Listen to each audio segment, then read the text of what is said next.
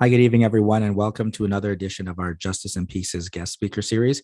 Today, we are joined again by Deborah Moriah. She is the president, chair, and co founder of the Ontario Association of Black Paralegals. And they just recently celebrated their first year anniversary. And next week, you can officially sign up to become a member. I'm sure you're going to tell us all about that. So, Deborah, thanks again for joining us. And maybe you can start by telling us a little bit about how you got involved in law and maybe the genesis of where the Ontario Association of Black Paralegals came from. Sure, and thank you, JP, for having me on the program again. It's great to be here. So I guess I could just start with a little bit about myself and how I got started with law. It's actually my second career. So I started off as an editor, and I was doing that for about 10 years. And I just found that I needed a change in career. I wanted to do something a little bit more exciting. I also wanted to do something that helped people.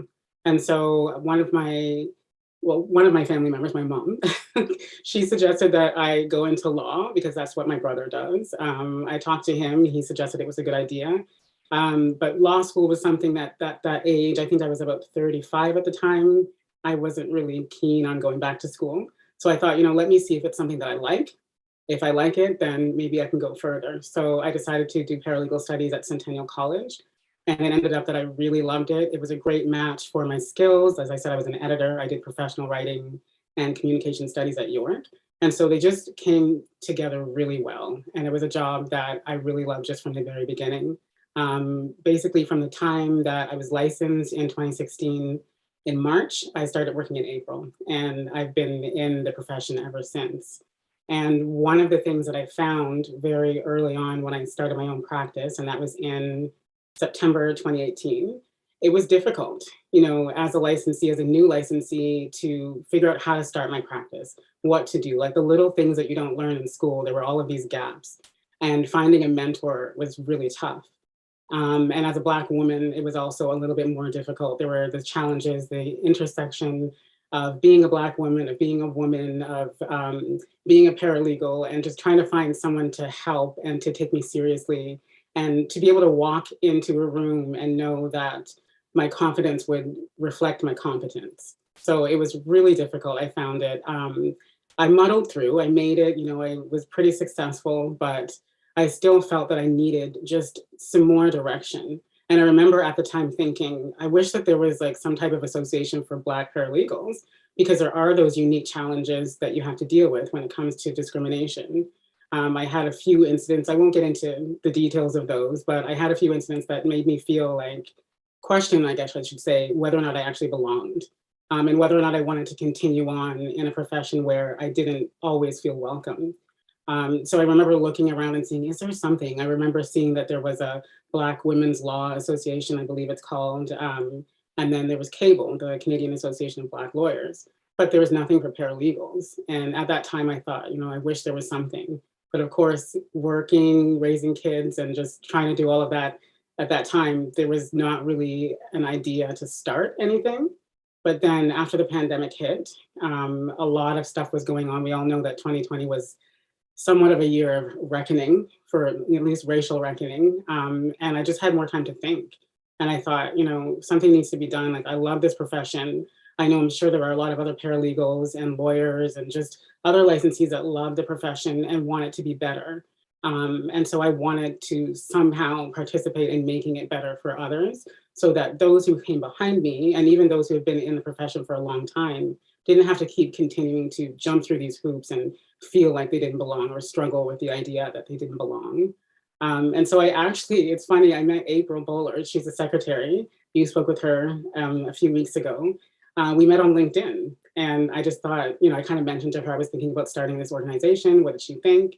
And we talked back and forth, and I contacted my brother Warland, who you also spoke with a few weeks ago, and he was keen on helping us get it started. And it just started from there. 3 people got together and thought, you know what, let's just meet.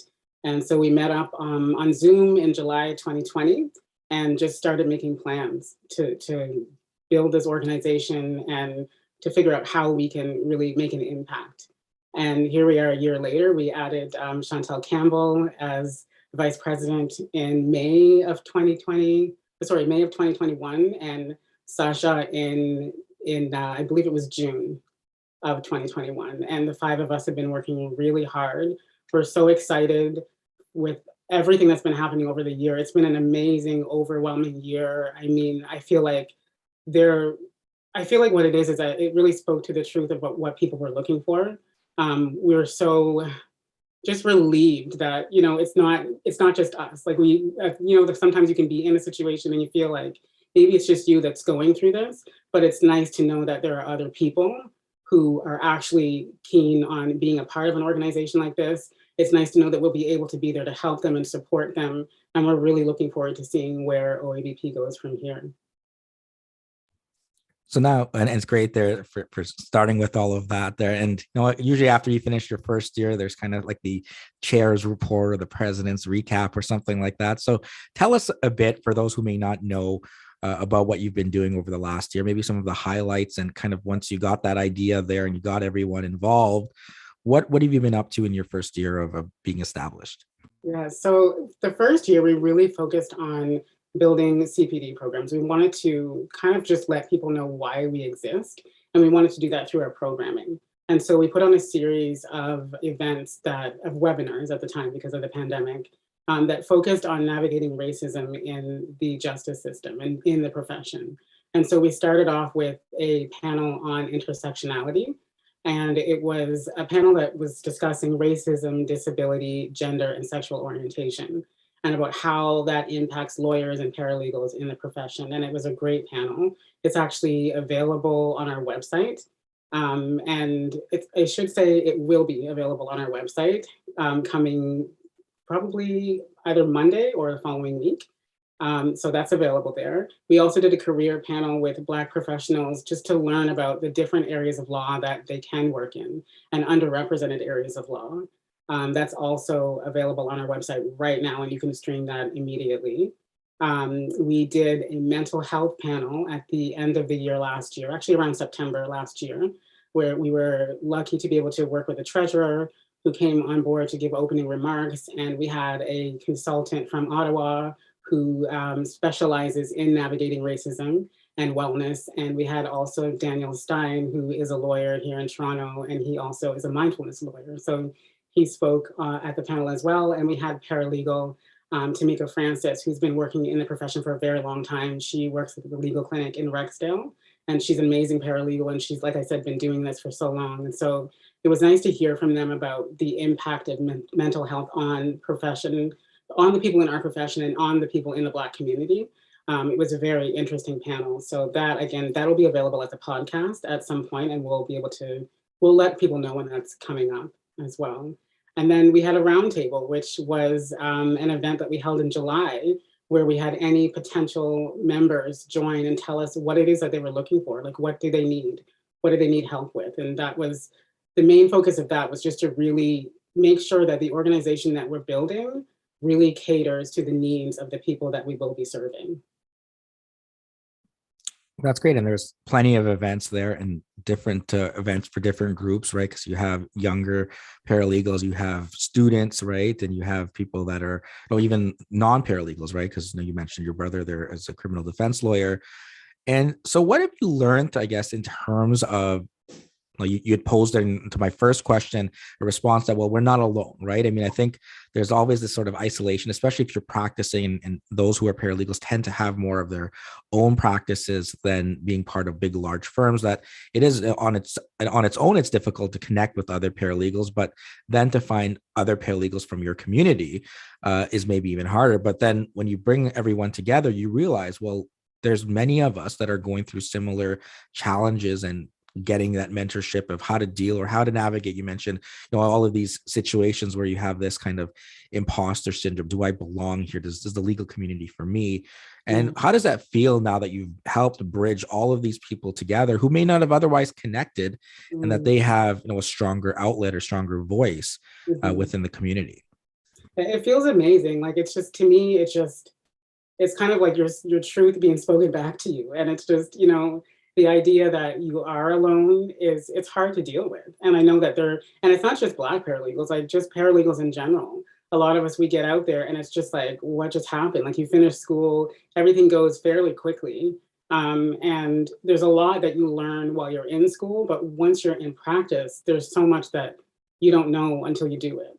And so, I mean, there is an imposter syndrome with paralegals in general, with licensees, I think, even young lawyers, there is this imposter syndrome. So the idea that we can all come together and work as a team to be able to help each other, I think it's so amazing. And the way that people have responded to our organization has been incredible.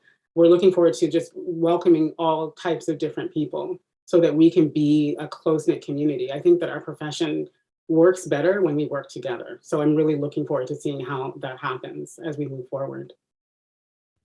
And you brought that up there that, although it's the Ontario Association of Black Paralegals, it's not just for Black paralegals, right? So can Right. you talk about more of, what benefits are there for those who may not fit, who not are part of that, or don't check off that box there in the community, of why it's also important for them to be part or become a member of it. Yeah. Well, I think one of the things that's important for all licensees to learn, and not just licensees, I think in general in any profession, one of the things that's important to learn is that there are people who will struggle in a unique way that you may not see. And there is this thing, as we probably talked about it before, is unconscious bias. And so you may be in a situation where somebody is struggling and you aren't able to recognize it because it's something that you've never experienced before. And I think there's something to be said about an ally, somebody who is there who understands what the other person is going through. And so one of the things that we really want to do with OABP is teach all, or not, I shouldn't say teach, but empower all legal professionals to recognize when there is a problem with systemic racism in any situation that they may be in, or any kind of systemic discrimination. We want people to be able to see it and say something about it and to feel empowered to be able to do so. I mean, I don't know what it's like to be on the other side. I have no idea what it's like to see something happening and not know how to speak up, not knowing if speaking up might hurt me. So I think it's important that we are able to support our colleagues that way, just as much as we would like them to support us. And what can you share from, your experiences there for those who have similar experiences and maybe they don't know where to turn to, or of how to kind of overcome that feeling that, do I belong here, right? That we talked about imposter syndrome, but that you are not alone, right? That there are organizations like your own there that are doing all of this great work, and that there are other people who've gone through those situations. But how to kind of stay empowered and motivated in light of the fact there that you may be facing these difficult obstacles or barriers or systemic barriers, or even, if it's unconscious or subconscious bias that's occurring. How do you kind of power through that, especially if, again, you're feeling that isolation on your own? Mm-hmm. I think it's difficult to do on your own. Like, really, I think we power through, and not necessarily the most healthy way. At least in my experience, that's what it's been. You just kind of keep going, and it kind of eats away at you, and you just keep doing it anyway because that's what your job is, and that's you're doing the work that you love to do. And even if there are parts of it that hurt or parts of it that make it difficult for you to keep going, you just keep powering through. But I also think that that has a really negative impact on your mental health. And so that's why one of the things with this organization is that we want to build a community. We want to have a network of people who can come together and talk to each other so that we can learn from each other and grow with each other. One of the things that we are doing is a mentorship program. And I think that's really important to have people that have gone before you who know what to expect and who can prepare you for it. And even if, there's somebody who has maybe not experienced it to the same degree as you have, or maybe they've experienced it so much that they're kind of desensitized in a way that you can talk to someone. I think at the end of the day, it's really important to be able to pick up the phone and say, this is a day I had, and have somebody who is willing to listen and understand that, you're not being sensitive, you're not playing the race card, you're not making things up, like this is real. And you need just an ear. You just need someone to sit there and listen for a moment. So I think the mentorship program and the community are two aspects that really will help people learn how to power through. You also brought up there the intersectionality, right? You brought mental health there, and that's, you had the seminar there with that, as well as, disabilities and again, if you don't just have to be put into one little box here in the corner, right? Because there is all of that, and they're all interconnected. And so maybe you can tell us a bit about the importance of taking care of your mental health there, as well from the perspective, right? Is that you're dealing with a number of those issues that maybe foreign to somebody else, right? And on top of having to go through the challenges of mental health struggles, right? So how does that kind of interrelate there, and why is it important that we look at beyond just it as an issue of race on its own? Yeah, I think it's important because I think we've lived in a society for a very long time where we've kind of learned to be, I guess we call it resilience, which can be a dangerous word. So we've learned to kind of just live with something, and just believe that that's just the way it's always going to be. And like I said before, it has this impact on your mental health in that you don't deal with it internally. You internalize it and you don't deal with it externally, I should say. And so that can impact your work. It can impact how hard you work. And that can go both ways. You can either work too hard or not hard enough because you just don't care, and not even that you just don't care, but that you just don't have like the drive to keep going because it hurts so much. But then again, you're going too hard and you're hurting yourself. I think on top of that, you can also be in a situation where you're not showing up for your clients the way you need to show up. And I think, we know as licensees that our clients come first. It's the most important thing is that you're able to be competent and show up for your clients, and your mental health is a big part of that. I think one of the biggest misconceptions is that mental health isn't as important as physical health, but it's equally important.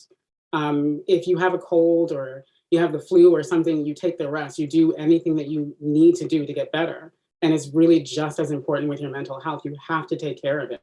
And I think a lot of that has to do with you being able to look and reflect on what's happening in your life and how it's affecting you. It's also you able to see someone else who's a close colleague and maybe speak to them about it, or even just be available for them to speak to you. So I think one of the biggest things that OABP will be pushing over the next few years is just this idea that mental health isn't real, that it doesn't matter, that it's a stigma. We want to erase that stigma. We want people to know that your mental health matters, and there are tools that you can do something about it. Like you don't need to be in this by yourself. And what can we do, I guess, in terms of you're talking about the stigma there, that Mhm. it kind of runs something. I've talked to a lot of people, sort of burnout, people are overworked. We naturally have a lot of issues there that our clients are going through that we may take on ourselves. And what is there in terms of trying to step back from that, right? Maybe it may be, years and years of being told, work hard, keep working and power through it, right? Or be resilient, as you were saying. But where is it to kind of go against that it's okay to take care of your mental health? And what do, especially students here that are listening, need to Mhm. know about taking that time for yourself to if you can't help yourself, how are you going to be able to help your clients? But to kind of go against that, bucking that trend about work, work, work, work, work, and power through it. Mhm. I think one of the most important things you can do is to learn to be able to create boundaries and not be afraid to create boundaries. Like know when to stop working, know when to speak up for yourself. And I know that can be really hard. Like I say it, and I know how hard it can be because I know if there's a deadline and you have to get it done. But I think it really comes down to being able to budget your time and make sure that you have enough time for each contract or each project or whatever you're working on to be able to complete it in a manner in which you're not going until you burn out. You need to be able to budget that time. That's probably one of the most important things as a paralegal is budget your time. And if you need help, ask for help. There's no problem with doing that, which is, again, I keep saying this mentorship program, I think it's a great idea because it gives you that person, or it gives you that community that you can be able to ask for help. The other thing I would say with learning how to push through and learning how to be able to keep going and not burn out is to be able to take a vacation, like take time off. Like, you know what I mean? I think that it's not just about your work day, it's about your work year. And I think a lot of times we go day to day and we just keep going, but when are you going to stop? You need to plan that. So you need to know when to have that time off. I think that's really, really important. Now, just earlier this month, Black History Month as well, there with the event with the Law Society and how that kind of came about with being involved with cable. And maybe you could tell us a bit about how that went and how it felt to kind of have an opportunity. And certainly a lot of praise goes to the treasurer, Teresa Donnelly, who's reached out to a number of organizations and connected, right, in terms of showing that the Law Society is here to provide the support and resources. So what was that like? And can you tell maybe anyone who may have missed it, because I'm sure it's going to be available, if not already, as a webinar, about what was covered in it? Yeah, that was a really great event. And I think the treasurer that we have for the Law Society, Teresa Donnelly, sorry, she's amazing. Like, she's just so much of a champion for paralegals.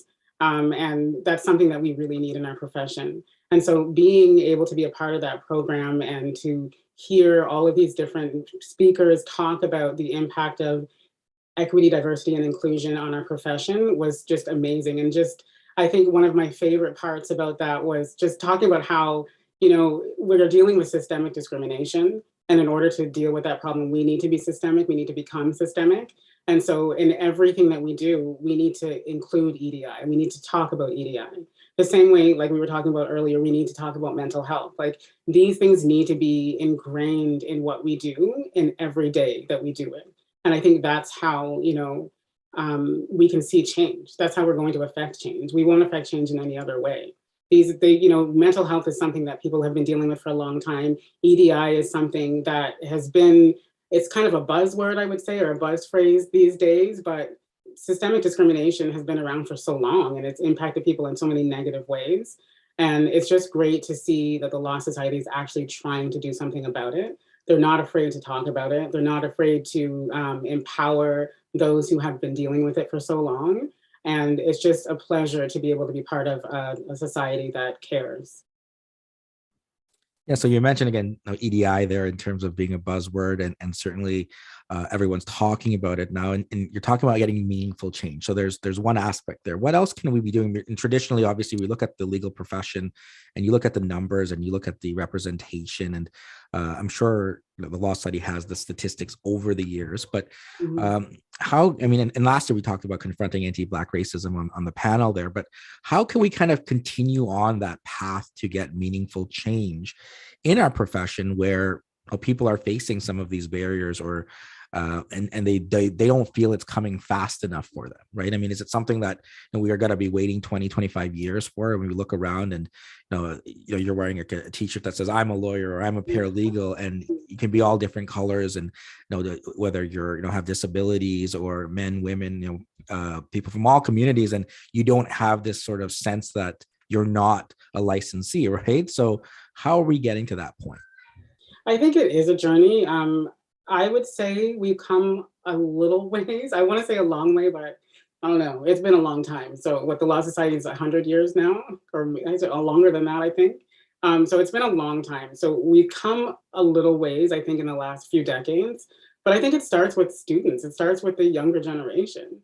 And that starts as early as grade 8, grade 9, like going into classrooms and allowing these people to see that that can be you one day.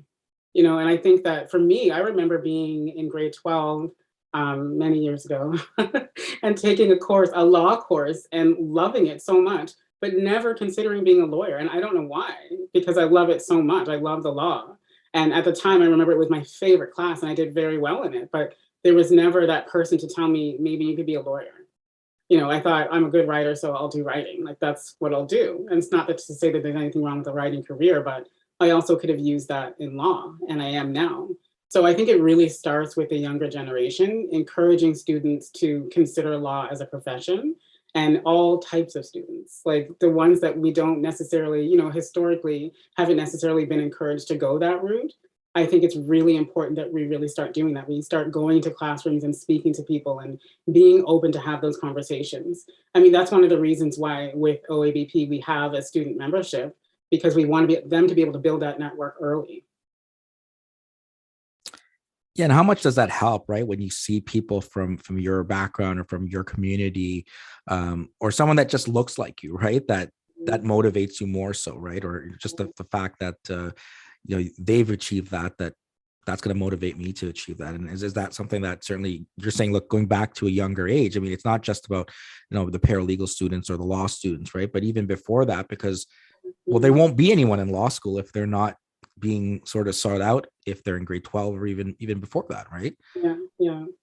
Yeah, I think as licensees, as a Black licensee, I feel that I have that responsibility to participate in streaming them into this career, so to speak. I mean, for so many years, we've had our kids have been streamed out, and I think it's time that we start streaming them in. We start showing them like what they can do and what they're capable of. Because so many of them are so capable, they're so smart. And it's just when you're not given an opportunity, you don't take it. And if somebody's not telling you that you can do this, you're not going to do it. And if you don't see somebody who looks like you won't even consider it.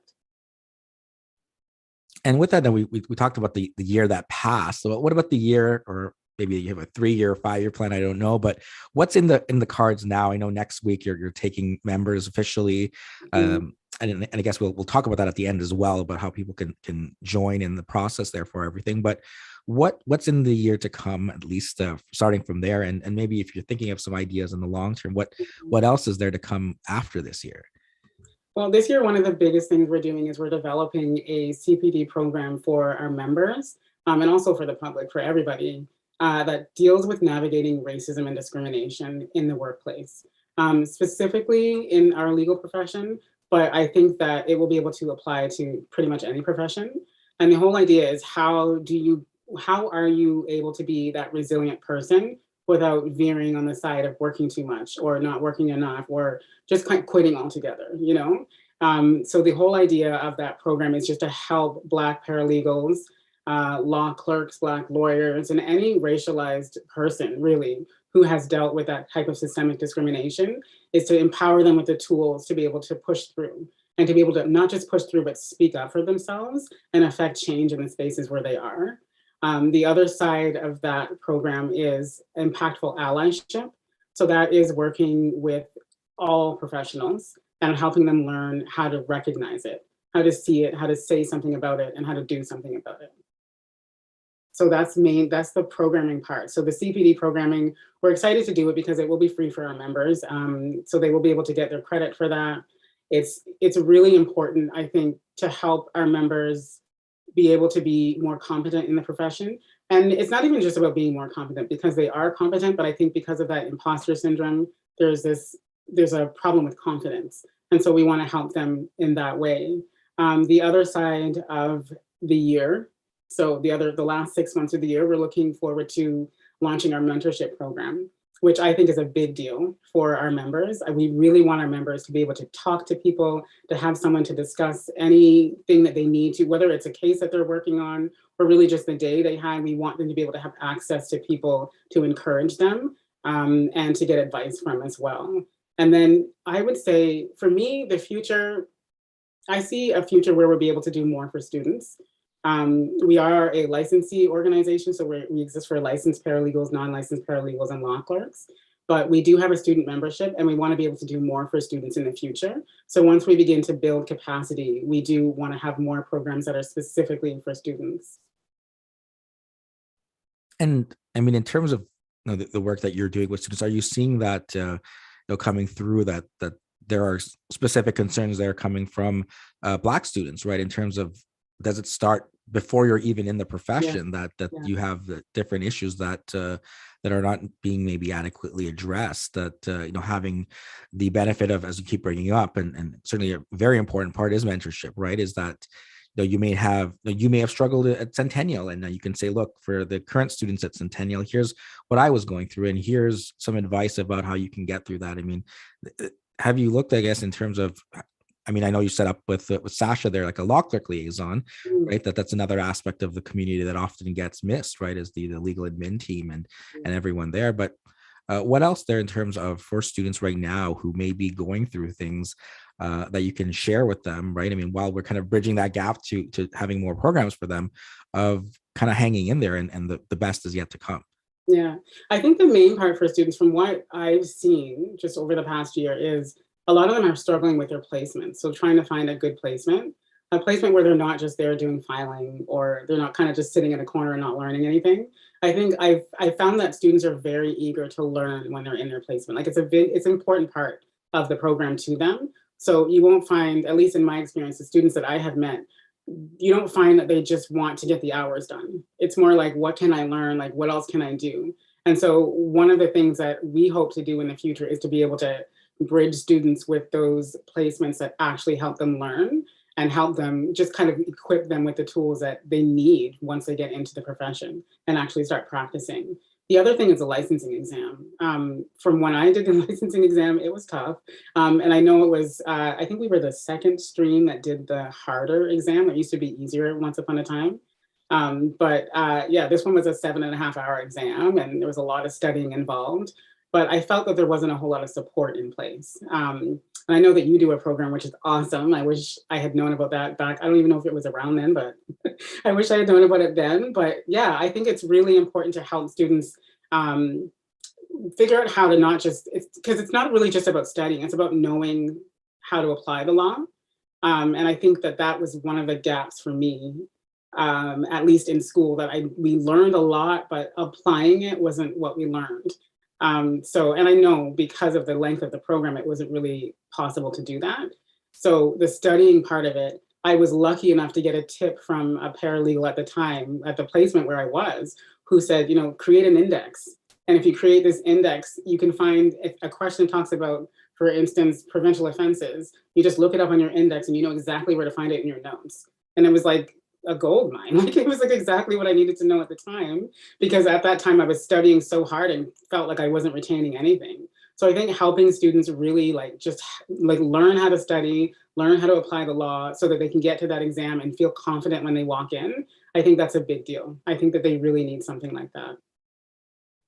Yeah, thank you. And actually, I know that you've connected me with some students, and it's one of the things that kind of segues perfectly, right? Is that you mentioned even with April, right? You connected over LinkedIn, and from that connection, this whole thing comes about.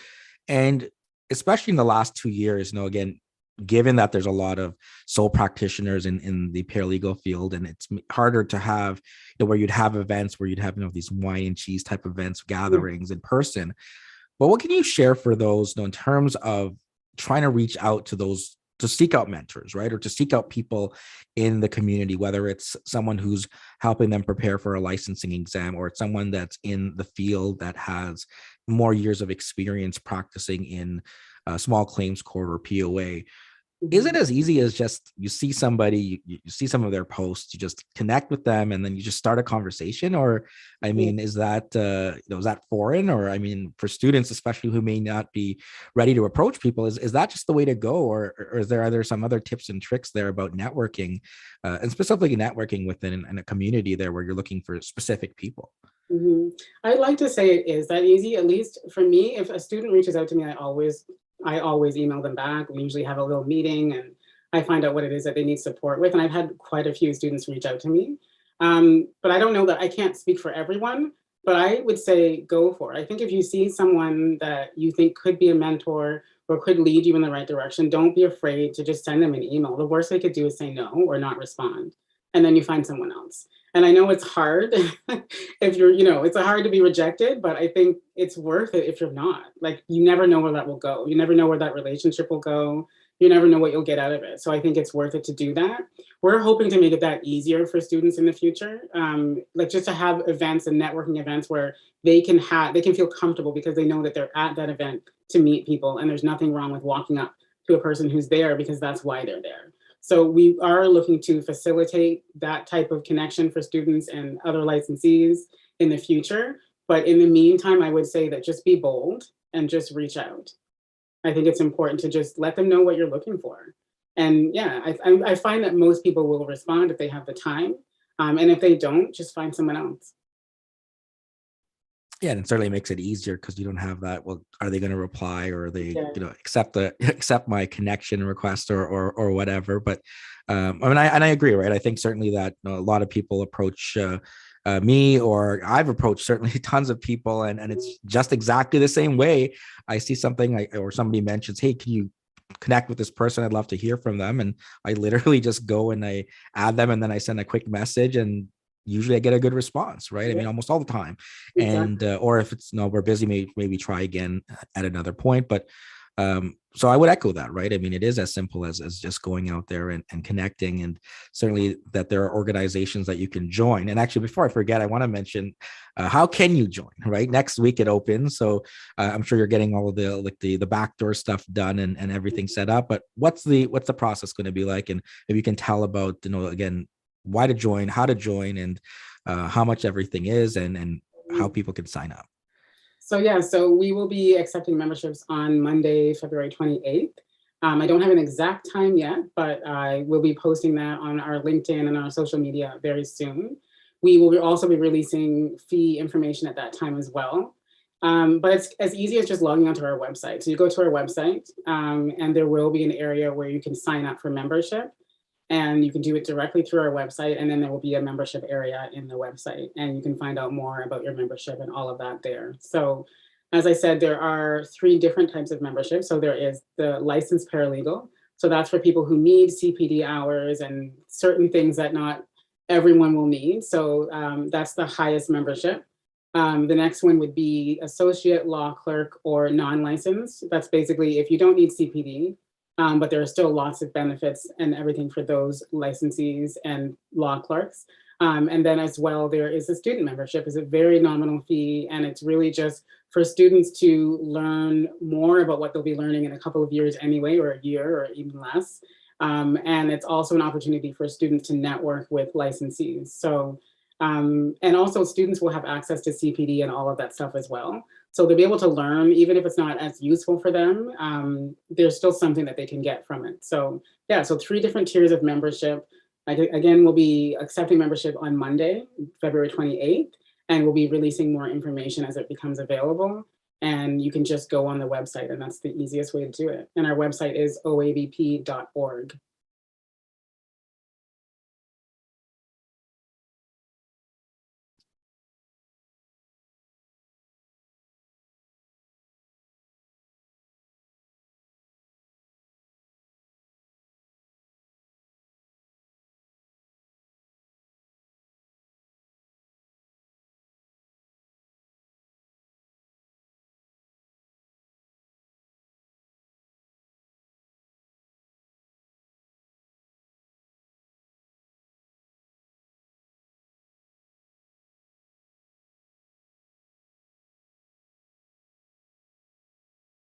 Sorry, I think I got frozen there. Hopefully it wasn't too, I'm gonna have to edit out of the live thing there later. Hopefully it's still working. But um, so yeah, I mean, I guess you were sharing there about the membership there. And the other thing there, I mean, so we were talking about cable before, and now finding space for paralegals as a paralegal organization. I mean, are there any specific concerns that's exclusive kind of to the paralegal domain that, it was being missed with in the lawyer domain, right? I mean, you have these 2 different organizations, but did you find that there's some issues there that as a paralegal that are not kind of being addressed in the sort of larger legal community, that you need that specific aspect of, we were talking about intersectionality, but being a Black paralegal, the paralegal end of it? Yeah, I think just being a paralegal in general, it's a very different, it's a different profession because we don't have the same level of training. I think when we go to school and the things that we learn, again, it's not the same level. Lawyers very much are our mentors. They're our partners and our mentors. And there wasn't really a whole lot of space for paralegals in those associations, which makes sense because we're a very new profession. It's only been a few years. So it's not, it's not surprising. And there was nothing specifically for Black paralegals. And I think that it's the intersection part of it. That's where we come in. We really want people to be able to feel confident in what they're doing, know that they belong. And I think that in order to be able to help people in that area, you have to have experienced it. And so we are a group of people who have been in it for a while. We've experienced it. We know what's out there. We know we are able to give that type of advice. And the advice that we can't give, we bring other people in who can give that advice. So we have programs that have speakers who have advice, and it could be someone, like I said, when we had our mental health webinar, these are people who have experience working in that sector, and they were able to give advice. They were able to provide tools on how to deal with all of that.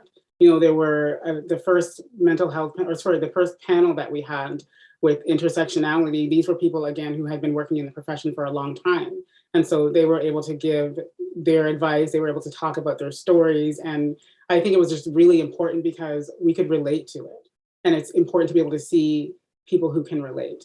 And with our association, one of the things that we really want to do is be an association that isn't just, we don't just exist so that you can be a member and call yourself a member. We exist because we want to be able to help you. We want to be able to know what it is that you need, and we want to be able to do that for you. And so anybody who joins, we are always open to suggestions. We are always open to what it is that you need. We want to know how we can serve. And that, to us, is the most important thing, is how we serve our members. And we were talking a bit earlier there, Black History Month, and the theme there is February and forever. And we've been talking about, you mentioned certainly the future. There are people that are in grade 12 or even younger, right? I mean, within the lens of the legal community there, on top of all what we've already covered, kind of what does that mean to you, and what do you see looking down in the future of how we can continue to, I mean, it's like I talked to with last week, Rochelle Ivory, that, there's history that's happening, living history, right? That there are people in the profession right now that are going to be part of that history to come. So what does that mean to you in terms of everything there, and what do you see sort of coming through after February there and forever, especially within the legal profession? I think for me, and this is personally speaking, one of the things that I really hope to see in the future is more recognition for the Black legal professionals who have come before us. There are so many of them. Like, we have posted a lot of that on our LinkedIn. We've done a lot of research, and there's so many people that they push through the odds when it seemed impossible. And I think that that's so inspiring. And that's the only reason that we're here right now. And as you said, that we will be those people in the future, and it'll just continue and continue and continue. But I would really like to see more of a recognition for those people. There are, I don't know if you've ever been, I'm sure you have, to Osgoode Hall, and you see all of the portraits up there. I would love to see some of them in the portraits. I would love to see portraits of the people that we came after, like people that inspired us to be who we are. I think that it's important to recognize them, and that they're not forgotten. Like the first Black lawyers and the first Black judges, like they're not forgotten, and they've done so much to get us to where we are. And I think it's important that we honor them.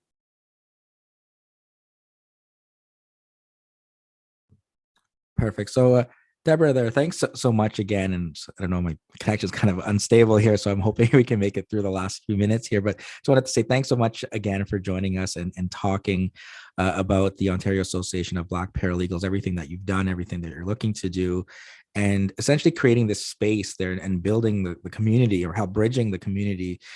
Because as you mentioned, there's people all over that have the same feelings, have gone through those same experiences, and it's important to know that there is a place that you can go to and connect. And when you're having that frustrating day, or someone's underestimating you or kind of belittling you or something like that, that you have somebody that you can share that with, that kind of understands from that same sort of shared experience, that they've gone through that, and that mentorship piece there that we've been talking about over and over again, because it's so important.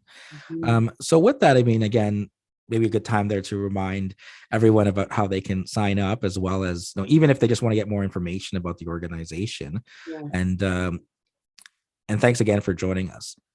Yeah, thank you for having me. And again, just anybody who wants more information about OABP, whether that's to become a member, if you want to volunteer, or just want more information about us to share with a friend or a family member, you can visit our website. It's www.oabp.org. And all of our contact information is there. And we're just happy to be here. We're looking forward to serving our members. We're looking forward to finding out what we can do to serve you better. So we look forward to meeting everybody. Thank you, JP. And as you may know, I mean, last question there is always about final words of wisdom for those that are listening. Students tend to be, the target audience there, but anyone's listening there.